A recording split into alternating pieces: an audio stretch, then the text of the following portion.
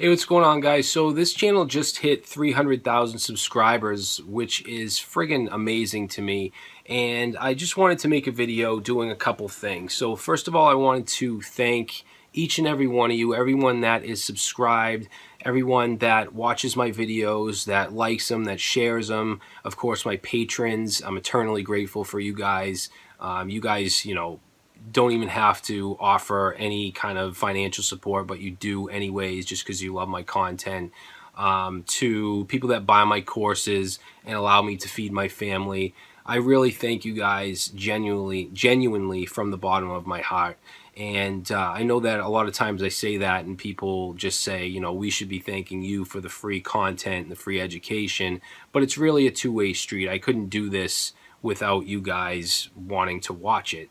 Otherwise, it would just be a YouTube channel with no views, or a course with no purchases. So I really thank you guys. Now, 300,000 subscribers, it's a big deal to me. I wanted to do something a little different and just kind of give you a little background on myself and kind of introduce myself. Even though I've done, I've talked about my past and stuff a little bit in other videos, but my past isn't one that is common for, most web developers or programmers or anybody in technology or even anybody that's successful. And the reason I like to share this stuff is because I know a lot of you guys have issues of your own. It may not be the same issues that I went through, but you might be at a place where you feel hopeless and you feel like you'll never get to where you want to be, whether it's because of an addiction, whether it's because of mental issues like depression or anxiety, whether it's a financial situation or where you live, something like that. And you can overcome anything. You just need to have that perseverance, that passion, and just keep pushing yourself. All right, so I'm going to talk a little bit about myself, and I don't like to talk about myself, but I think that it can be beneficial, and it has been in the past. And I know I might catch some judgment from some people, but honestly, if you're someone that can't appreciate that someone had some tough times and turned their life around completely, then that's not really someone I want subscribed to my channel anyways, so that's fine. But basically, I grew up north of Boston, Massachusetts. A lot of you guys know that. You can just tell by my accent and my hats and stuff. And I've only been out in New England one time, so I'm not someone that has traveled the world, that's done anything like that. And I didn't grow up with money. We weren't dirt poor, I would say, but I didn't have money. I didn't go to Disney World when I was a kid. We couldn't afford it. I couldn't even play hockey, which I really wanted to do when I was a kid because we couldn't afford it. So we did struggle. Now, my mother was a hard worker. She was a nursing assistant and she busted her ass to put food on the table. My dad was an alcoholic and a drug addict. He was a heroin addict. He actually passed away about 2 years ago from an overdose. Just never changed, never learned his lesson. And I can understand where he's coming from, and you'll know why in a few minutes. But basically, I grew up a very shy kid. I had social anxiety, which I still have to this day, and it kind of pushed me towards, as I got older, as I was, 13, 14, 15, pushed me towards alcohol and smoking weed and doing that kind of stuff, because it really helped me break out of my shell and actually make friends and hang out with people. Unfortunately, it was kind of the wrong people. And I don't want to say the wrong people, because my friends growing up, they would have taken a bat to someone's head for me. It's just that it wasn't the most healthiest, the healthiest people to grow up around. But basically, I did that for a while until I was about 17. And a lot of the kids that I grew up with, kids in my neighborhood, were getting into like really hard drugs, opiate-based drugs. I'm not going to go into which ones, but opiates are, Percocets, Oxycontin, heroin, methadone, drugs like that. And it took me a while to actually come around and try it, even though my friends were doing it. But I eventually did, and it just was downhill from there. So I had an issue with opiates for years. I would say from about 17 years old to about 24. That part of my life was just hell. It was hell. It was just addiction. It was just needing to get the drug because I would be sick if I didn't have it. So I just was struggling to just be normal every day. And then I ended up, in jail a couple times, and I know I'm going to catch some judgment for that. But I really don't care because I made some mistakes, but I overcame all of them and completely changed my life. So I'm okay with sitting here now and telling you guys this. And again, I share this because I know you guys, a lot of you have struggles in life. If you're someone that where everything was handed to you through your whole life, and your mommy and daddy paid for you to go to college, and you had no issues at all, you probably can't relate to this type of story. I don't mean to be disrespectful in that way, but if you're someone like that is judgmental towards people like me, then fuck off. But anyways, when I hit around 24, I had my first kid. I have two kids. I had my daughter. She's 11 now, or 25, I might have been. And that just kind of kicked my ass into gear. I had a person now depending on me, so I couldn't mess around anymore. I had to become a man, basically. When I had my first kid is when I became a man in my eyes. So what I did was I always had a knack for technology. I never did anything with it, but I always had a knack for it. I liked computers. I liked I could actually put one together and so on.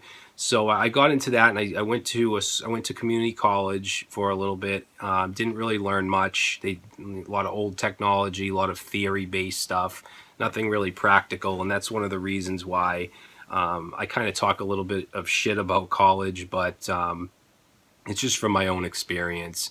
But it did get me to kind of start doing research on my own and self-teaching myself, programming, web development, things like that. And I got to a point where I was comfortable to start my own business. And I probably wasn't ready, but it ended up working out. I did a lot of WordPress. I did Joomla, which is another content management system, PHP based. And I ended up doing pretty well because I put my all into it. When I got a client, I put my all into it, and they saw that and they appreciated it, so they would recommend me to friends, even though I wasn't the best, developer in the world. But I did good for a while. I had a company called Tech Guy Web Solutions, or Tech Guy Computer Services was the official name, but we did both computer repair and web development stuff, and I did pretty good. I had an office space, and I was doing really well. I also started a YouTube channel just to kind of promote my business, I guess, and just for the hell of it.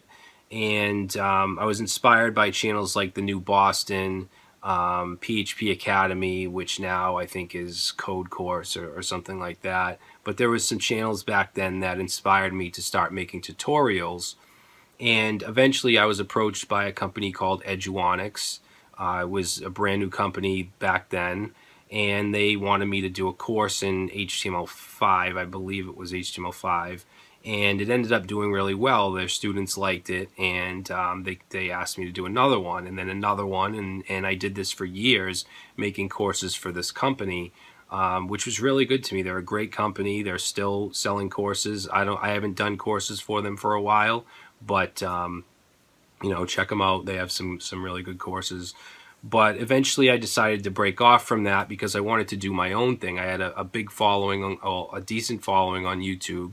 So I decided to create Traversy Media and basically stop my other company, my actual client company where I was doing work for clients, and just focus on education, because Eduonics was kind of like a part-time thing. But I did that, and I recently incorporated Traversy Media, so I'm an S Corp now.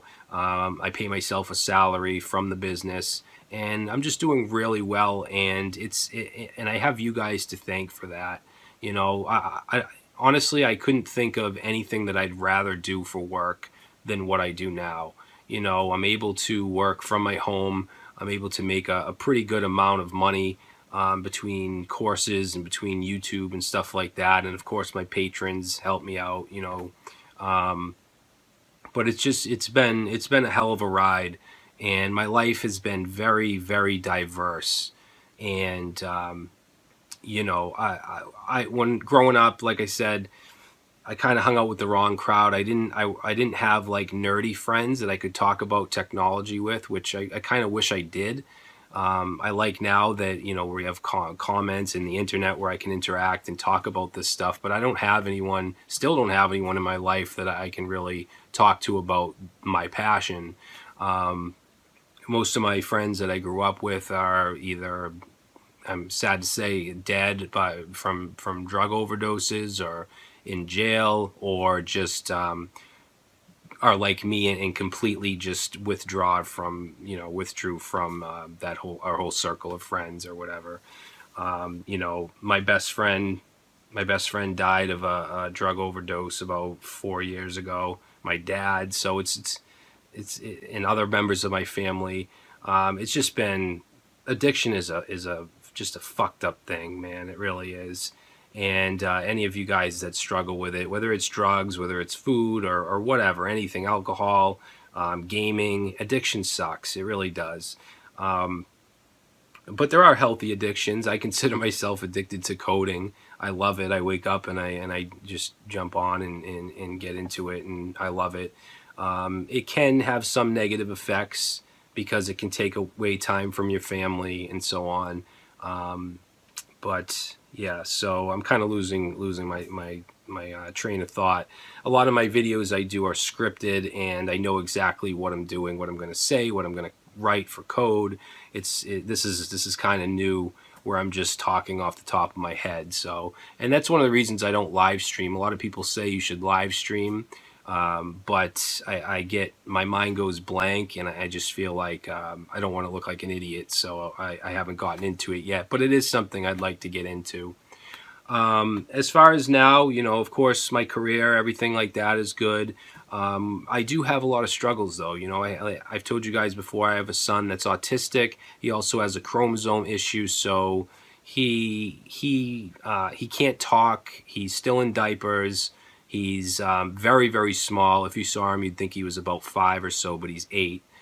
So he has a lot of issues, and it's very, very stressful for me and my wife and his sister and just our whole family. But he's an awesome kid. He's always happy.